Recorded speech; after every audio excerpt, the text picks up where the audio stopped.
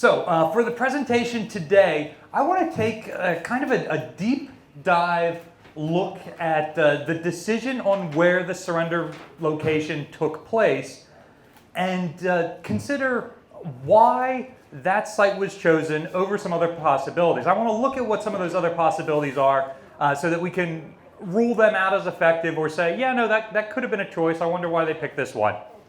So first off, we're going to talk about where the surrender actually took place and why that was such an obvious choice, so much so that we never have the rest of the discussion that this presentation is going to be today.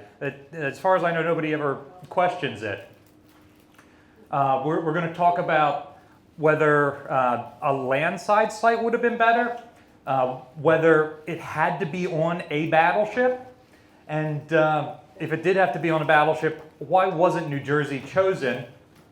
Did personnel conflicts have anything to do with that? And then finally, I got a fun story to wrap us up with. So first off, I think everybody here knows that the surrender ceremony takes place on our sister ship, the Battleship Missouri, BB-63. The really obvious, easy answer for why that's the case is when Battleship Missouri is under construction, Harry Truman is a junior senator from the state of Missouri, and his daughter is chosen to christen the ship. And that's what we got a picture of here. And during those christening ceremonies, Senator Truman says, "The time is surely coming when the people of Missouri can thrill with pride as Missouri and her sister ships, with batteries blazing, sail into Tokyo Bay." And he's not far off there. The guns weren't firing, but sure enough, he ensures that Missouri sails into Tokyo Bay some 2 years after that speech is given. And in his own memoirs, President Truman says that the decision to hold the surrender ceremony on Missouri was purely his decision, and that he was the one who got to choose that site. So maybe there was nothing more to the decision than him saying, hey, this is my favorite ship. You're going to do it all on here. Figure it out. But Truman isn't the kind of guy who doesn't think about these sorts of things. And he had a large team of people who were participating in planning the surrender activities. So I have a strong suspicion that they did actually put a lot of thought into, is this ship a viable location? Are there other locations that would make more sense? Because he's certainly not the sort of man who you couldn't go to and say, hey, sir, that's not a great idea. Can we change this? For example, just the other day, we were talking about, we did some research and we found out that President Truman renames the War Department into the National Military Establishment. Well, he then finds out that National Military Establishment, it's the military, so they cut it down to the acronym, NME, enemy. So 2 years later, he changes it to Department of Defense. There's, that name I picked wasn't all that good.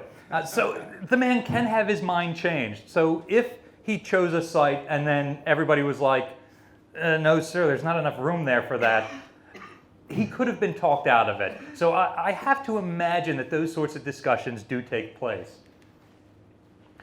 And it's also worth considering just how wild and unlikely it was that Truman was the president at the end of the war. For example, FDR is in office until he dies in April of 1945. Everybody assumed he was going to be the president when the war ended, and that he would be involved in picking the sites and some of the post-war stuff. Up until January 1945, Roosevelt's vice president was Henry Wallace, who was from the state of Iowa. Now, Iowa was also in Tokyo Bay on September 2nd.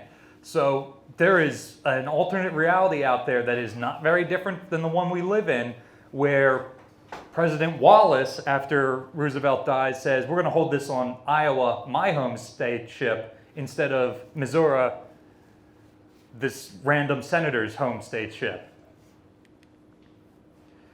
So the first thing to consider is, why doesn't the surrender ceremony take place on land? The United States has already landed occupation forces on Japan. We are occupying Japanese airfields, we're occupying Japanese beachheads, we're occupying Japanese government buildings, and we've only been there for 2 weeks at this point. Right around August 15th, when the Japanese say that they are going to surrender, the United States starts moving forces into Japanese territorial waters and starts putting troops ashore to begin the occupation process. So we do have access to land sites, and would have been relatively easy to take over some civic building, a sports arena, something like that, and saying, we're going to do this here. But I suspect that that was not chosen because there are still security concerns.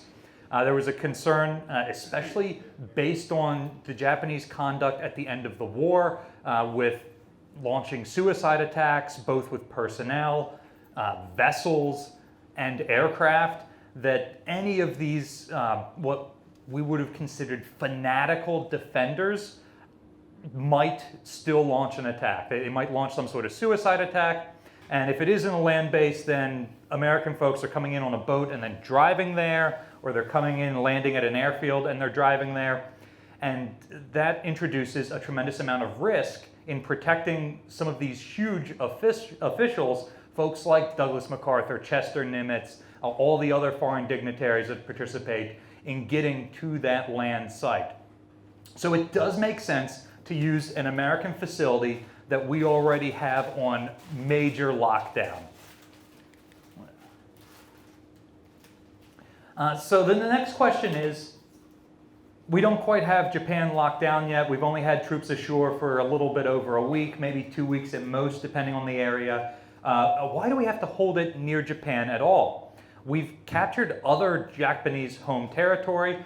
This is the invasion of Okinawa right here. It's not too far from Japan. We can just go over, grab a couple of their dignitaries, and bring them over here. And I think the answer to this question is symbolism. By this point in the war, the United States dominates Japanese airspace. Our ships are roving up and down the coast, bombarding Japanese cities within gun range. So with relative impunity. And so we want to drive home that this is a total defeat of the Japanese people. We are coming into your house and dictating the terms of the surrender. So being more reserved or scaredy cat and like, we're going to grab 2 of your ministers and just bring you back over here to our land, doesn't really drive that symbolic point home enough. And we are looking at symbolism during the surrender ceremony. They actually fly out the flag that Commodore Matthew Perry flies when he sails into Tokyo Bay for the first time an American warship sails in there in 1853 and forces Japan to open up their doors to the West, to American traders.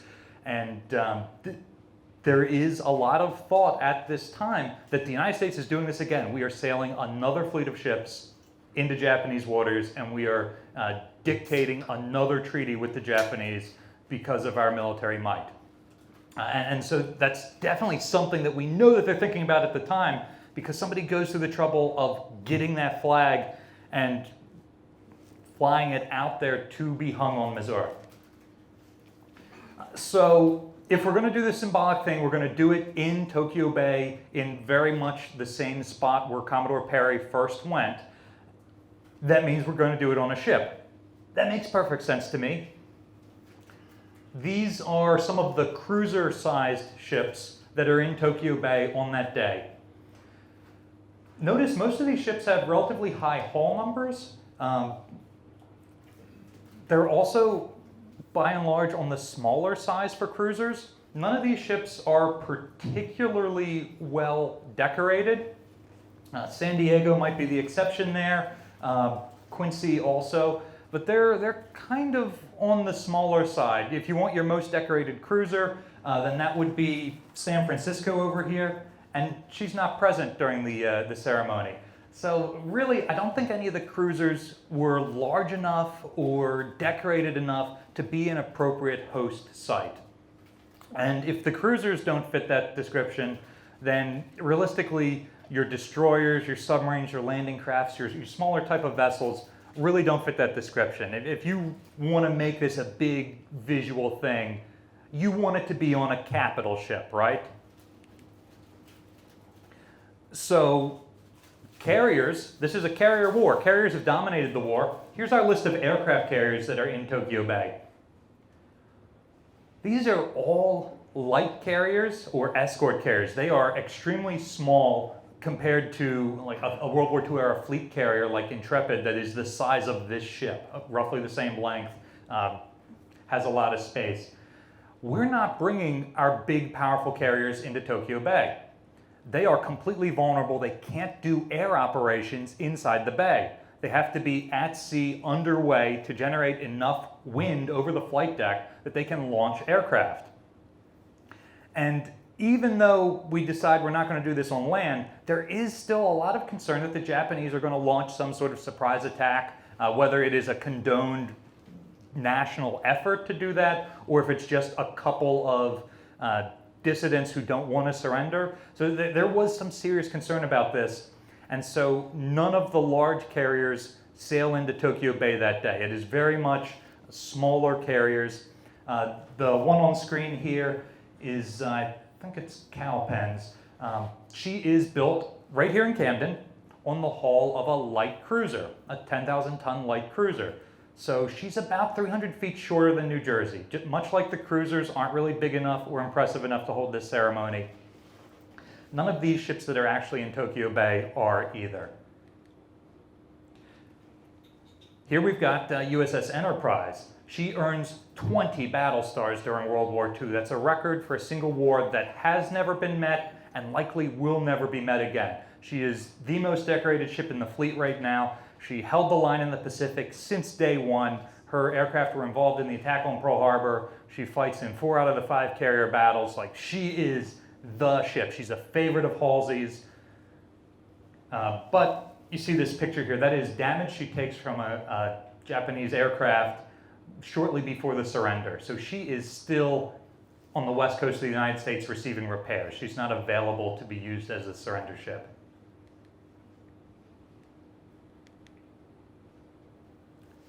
Here's Saratoga. She's similar vintage to Enterprise. She's been around for the whole war. She's kind of a torpedo magnet, so she misses a lot of battles because she catches torpedoes very well. Saratoga is the largest of the American carriers in terms of length. She's got a lot of space. She's got a lot of, she's a venerable old ship. And more importantly, she's completely expendable. We could sail her into Tokyo Bay and not worry about her being sunk. For one thing, she has the thickest armor belt of any of the American carriers. A typical American carrier has a 4-inch belt. Saratoga is based on the hull of a battle cruiser, and so she has a 7-inch belt. So if she's attacked, she can probably take it. Heck, she'll probably catch a torpedo. It's just her luck. But the decision is made to not sail Saratoga into Tokyo Bay. Again, she missed so many battles that even though she is a venerable old ship, she doesn't have nearly the decorations that some of the other carriers have. Another option, very similar to Saratoga, is USS Midway here. Midway is undergoing her trials when the war ends, and she'll be commissioned about a month after the end of the war. She is a completely armored aircraft carrier. She's got a heavy armored deck, she's got a heavy armored belt, she's got a powerful gun armament, and she is significantly larger than any of our other carriers during the war. While a Essex-class aircraft carrier has a displacement of about 3/5 what the Battleship does, she is completely comparable in weight and size to an Iowa-class battleship. And she's got that huge flight deck, which makes a tremendous event space if you want to do this. She's not quite ready yet, but she could have been. She has slowed down her construction because the war is already ending. Or alternatively, why did they choose September 2nd as the surrender day? August 15th is when the Japanese say that they will sign a surrender document. The best I've been able to find is, well, it's going to take us 2 weeks to get ready for this ceremony. They could have easily bumped that back a month and saved time for a ship like Midway to come out if they really wanted to do that. But again, Midway being brand new, she's got no decorations at all. She's got no ties to any admirals who have served on board or anything like that. So as far as we know, that was never even something that was discussed. So why not a carrier at all? This is the commissioning ceremony of USS Yorktown CV-10. So here you can see the majority of the crew lined up on the flight deck. And because the flight deck is flat like that, only the guys in the first 2 rows can actually see anything. Actually, Libby and I were talking earlier today. We were thinking about if we list the ship, if we flood some ballast tanks on this side of the ship to about 15 degrees, it'll kind of give us bleacher seating in here. And you guys in the back can look down and you don't have to look at the back of the heads of the people in front of you. Like flat spaces like this aren't great for large groups of people. And you can really see that in this picture. I like this picture because she's wearing measure 21 camouflage. That's the all blue scheme that New Jersey wears in 1943, 1944. That gives us the Black Dragon nickname.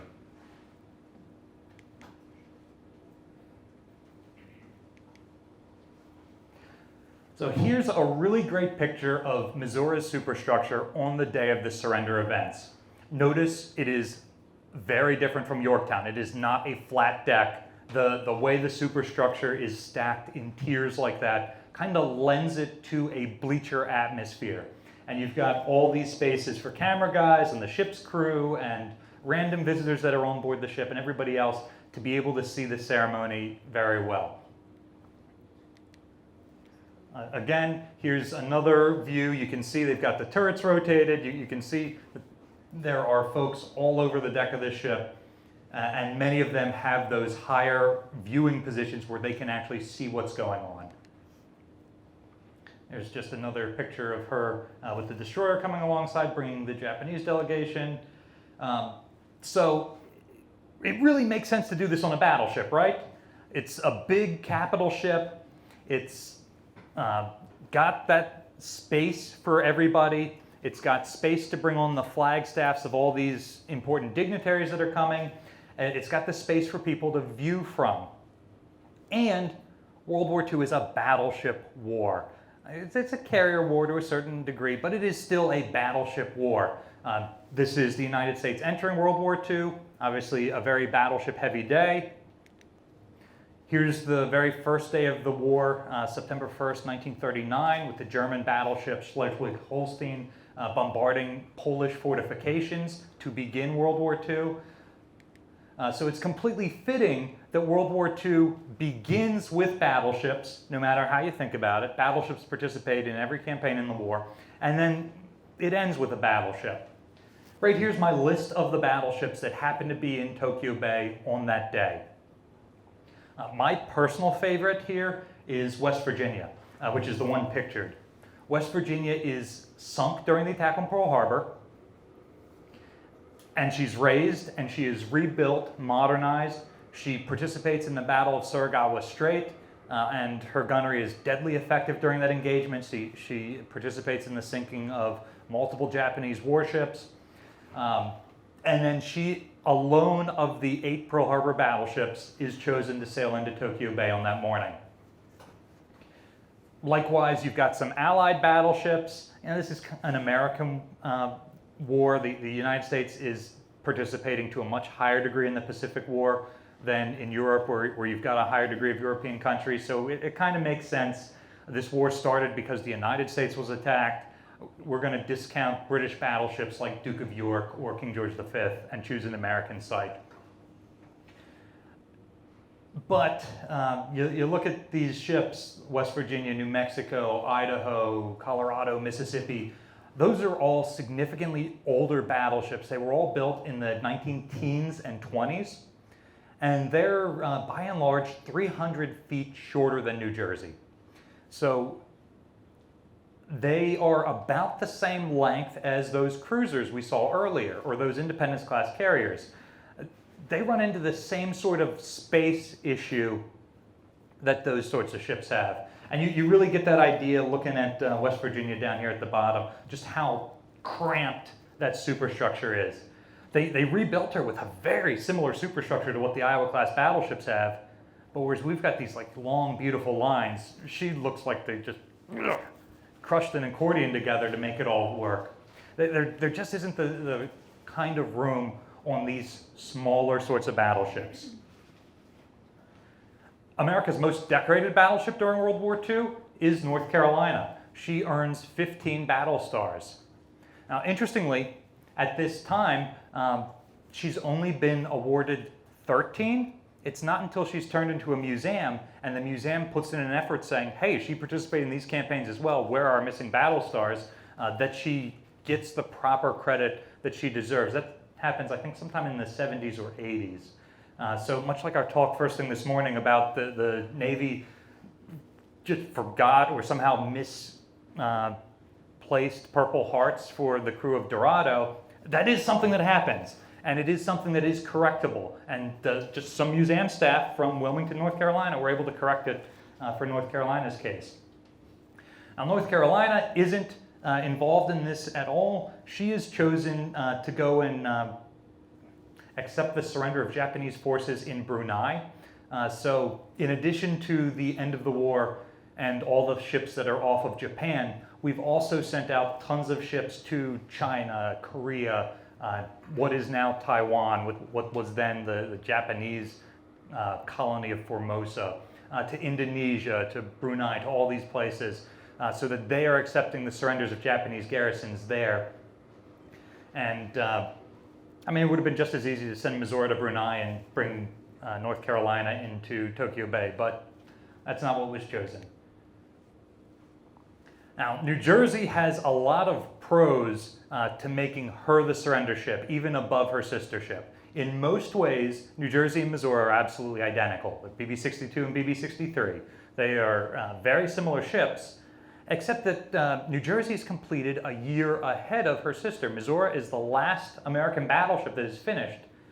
And because of that, she's the last one to make it to the war. So New Jersey has way more battle stars than her. She has the most battle stars of any of the Iowa class. So if you accept the logic that it's got to be the largest possible capital ship that doesn't have a flat deck, then you are choosing an Iowa class battleship. Well, New Jersey makes the most sense with her 9 battle stars. Iowa took some damage in a storm and missed some campaigns. Wisconsin and Missouri showed up late. New Jersey makes it through the war virtually unscathed, and so she's able to participate in campaign after campaign after campaign. She's a favorite of both Halsey and Spruance. Halsey, of course, is from the state of New Jersey, so he picks New Jersey as his flagship. Spruance will pick New Jersey as his flagship on 2 separate occasions during the war, in 1944 and in 1945. So obviously, they both have a preference for this ship. Spruance might have preferred the cruiser Indianapolis otherwise. However, she isn't still around at this point. So it seems like New Jersey is his favorite of the ships that are left. And New Jersey has just come back from the West Coast where she received a dry docking. She was the last of the Iowas to receive this wartime yard period because, again, she didn't get any damage. She was in relatively good shape. And so she goes into the yard in June of 1945, and by the time she makes it back up to the front, she is the best looking of the ships. She has the most modern radar suite now installed, and the freshest coat of paint of any of them. Missouri might be the newest to the Pacific, but she's the one now that has been on station the longest, and she's driven through a typhoon in that time as well. And so she's actually in kind of worn out condition by this point. It is time for her to go back for a yard period, while New Jersey is the fresh and clean one. So I showed you the names of some of the ships that were there. You notice that it is a fraction of the total American ships. And that was very, very intentionally done, but it's also kind of a departure for American strategy at this point, an American doctrine. The U.S., with their fast carrier fleet, has very much operated on the doctrine of concentration of force. We're going to keep the whole fleet together and operating together during these campaigns. But something like a week before the attack on, or the surrender ceremonies, the Navy takes the Big Blue Fleet, which is all of the fast carriers, all of the fast battleships, that whole task force that has been called either Third Fleet when Admiral Halsey is in charge, or Fifth Fleet when Admiral Spruance is in charge. But it's the same group of ships. It just changes number based on the man. Just a week before the surrender ceremony, the Navy finally breaks those ships in half and creates both Third Fleet and Fifth Fleet simultaneously. And this is a huge departure. Third Fleet is the one that is chosen to go participate in the surrender. Fifth Fleet is kept back so that if there is some sort of funny business going on, if there is some sort of attack, if this isn't really the end of the war, not all of our ships are going to be trapped in a harbor like they were 4 years before this in the Hawaiian Islands to be destroyed by the Japanese. Some of our ships will be at sea to be able to launch a very rapid retaliation, to continue to prosecute the war, to bring it to a conclusion. But this is a huge departure for the United States, and something that we probably wouldn't have done if the Japanese Navy and we thought Air Forces hadn't been destroyed to the extent that they were. In actuality, the Japanese had been stockpiling some very capable aircraft, and they weren't nearly as destroyed as we thought, but we would have never divided our forces in the face of an enemy that also had mass.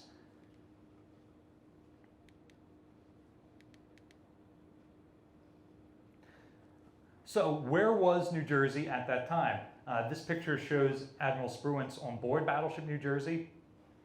We were his flagship of Fifth Fleet at the time. We were near Buckner Bay, Okinawa. So that Okinawa is where the invasion of Japan was supposed to kick off from. And Spruance was the man who was supposed to do it. Like I was saying earlier, Third Fleet and Fifth Fleet traded off throughout the war.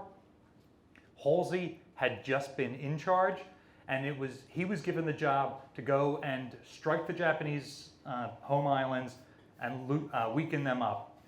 And that's what Halsey is good for. He attacks out of nowhere, he puts the enemy on the back foot, he seizes the initiative.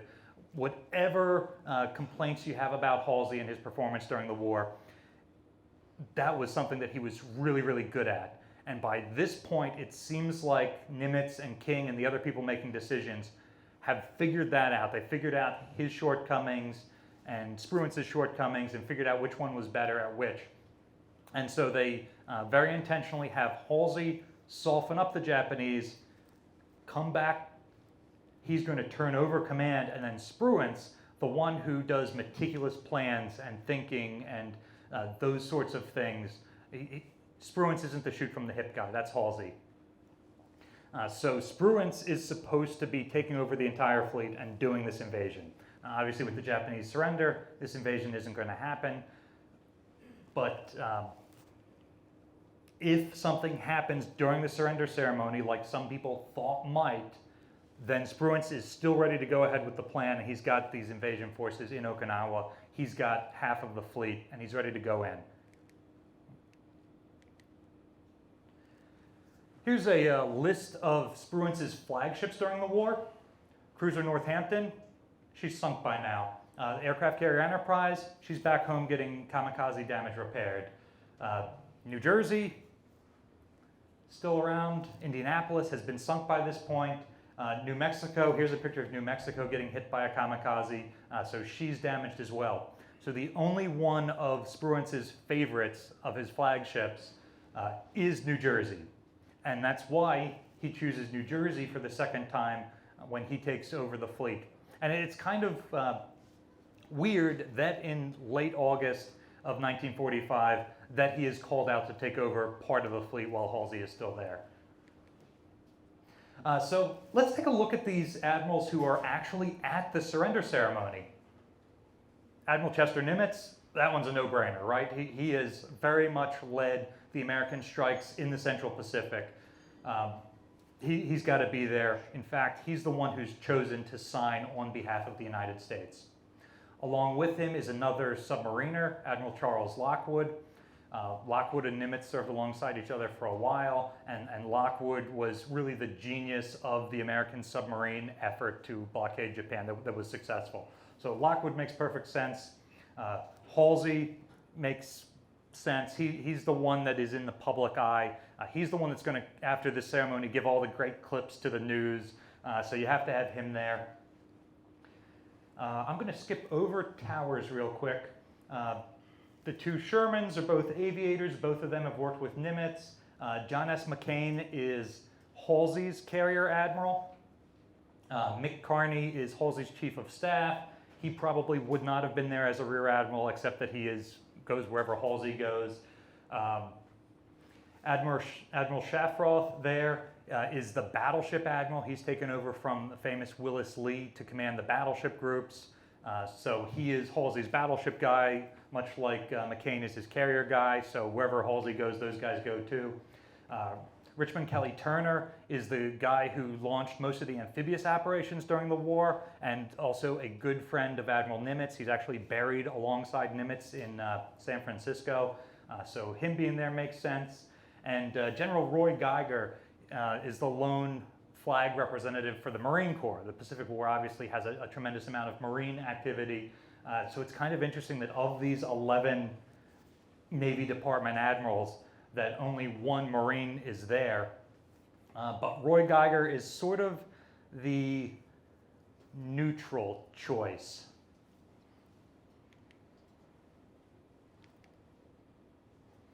So let's look at some of the big names that are not there.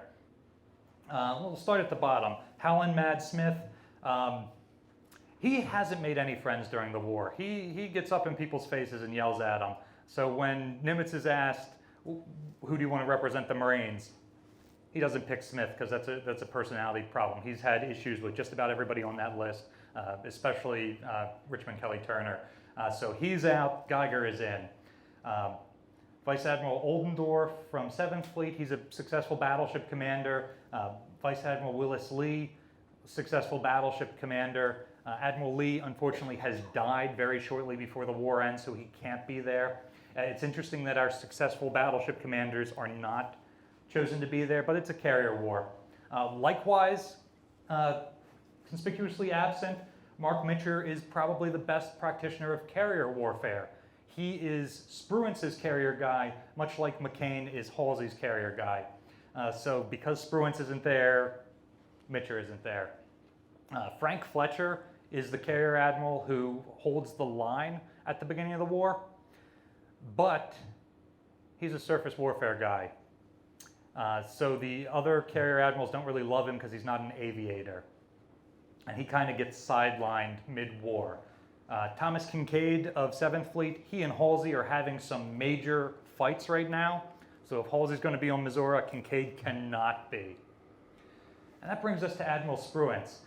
Admiral Spruance and Admiral Towers, who I skipped over on this list, both of them were on Admiral Nimitz's staff back in Pearl Harbor, and they do not get along at all. They fought pretty badly to the point that Nimitz sends Spruance back out to sea to take over 5th Fleet. And I think that because Towers is on board New Jersey, that's part of the reason why, Towers is on board Missouri, that's part of the reason why Spruance is not. For much of the same reason that Geiger is here and Smith is not, that there are some personality issues. And so Spruance is the one who wouldn't complain about it. Towers absolutely would raise a stink about not being there. So Nimitz is like, okay, Spruance, I'm giving you the very important job of sitting over here. We're all going there. That said, Spruance, Lockwood, Turner, and Nimitz are all buried side by side in San Francisco. The four of them all make an agreement that they're going to be buried together. So obviously, they have a lot of love and respect for each other. So those are some of my theories on why New Jersey isn't picked. She's not picked because she was Spruance's favorite flagship, and because Spruance couldn't be there with Turner. And I think those two things might answer the age-old question of why New Jersey isn't in Tokyo Bay and why Spruance isn't in Tokyo Bay. Now, I mentioned earlier that New Jersey comes back from the yard. She's got a fresh coat of paint on her. She's got full paint lockers. She's fully supplied. She looks like she's in great shape. The often repeated story from the World War II crew is that they believed that New Jersey was going to be the surrender ship. And they were shocked and upset to find out that it ended up being Missouri. And not only do they find this out that dumpy, rusty Missouri is the one that's chosen, while they're the fresh, clean, highly decorated one. Late to the fight, Missouri is chosen. But then some guys from Missouri come on to New Jersey and ask if they can borrow some paint to make Missouri look good for the surrender ceremony. So the story I've always heard is that the ship's crew went down to the paint locker and they took all of the paint and they dumped it over the side in Buckner Bay. So that they could tell the Missouri crew, oh, I'm sorry, we don't have any, we can't help you. Get bent. So that is my conclusion of why I think New Jersey was not there at the surrender.